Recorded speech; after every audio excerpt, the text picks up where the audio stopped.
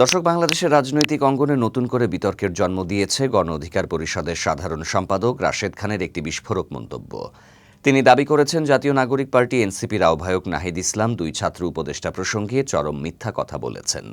শনিবার 24 মে রাশেদ খান তার verified Facebook account থেকে এক পোস্টে এই গুরুতর অভিযোগটি করেন।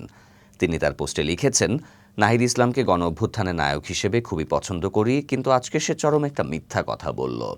তার দলের লোকও জানে যে নাহিদ আজকে প্রকাশ্যে মিথ্যার আশ্রয় নিয়েছেন। সংবাদ সম্মেলনের সময় যারা পাশে বসেছিল তারাও বিষয়টা জানেন। রাশেদ খানের দাবি, দুই ছাত্র উপদেষ্টার সঙ্গে এনসিপির শতভাগ সম্পর্ক আছে। তিনি আরও বলেন, এনসিপি গঠনের সমস্ত প্রক্রিয়ায় নাহিদ ইসলাম উপদেষ্টা থাকাকালীন মাহফুজ আলম ও আসিফ মাহমুদ জড়িত ছিল।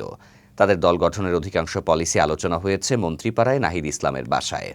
সরকার ও প্রশাসন, গোয়েন্দা সংস্থার কাছে সব তথ্য আছে। রাশেদ খানের মতে, উপদেষ্টা পদে থেকে দল গঠনের প্রক্রিয়ায় যুক্ত হয়ে এই তিনজনই শপথ লঙ্ঘন করেছেন।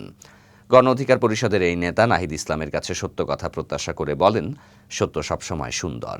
নাহিদ ইসলাম এই দুজন ছাত্র উপদেষ্টা বিতর্কের মুখোমুখি পড়ায় যেভাবেই তাদের ডিনাই করল, এটা অত্যন্ত দুঃখজনক। হয়তো ভবিষ্যতে আরও কতজনকে অস্বীকার করা হবে এখনই বলা মুশকিল। রাশেদ খান আরও অভিযোগ করেন, আমাদের দলের থেকে কতিপয় লোককে ভাগিয়ে নিতে আসিফ মাহমুদ নিজে তাদেরকে কল করেছে, তাদের সাথে বৈঠক করেছে, মেসেজ করেছে। তিনি গণ অভ্যুত্থানের নায়ক হিসেবে নাহিদ ইসলামের থেকে সবসময় সত্য কথা প্রত্যাশা করেন এবং মিথ্যার আশ্রয় নেয়া মেনে নিতে পারলেন না বলে জানান।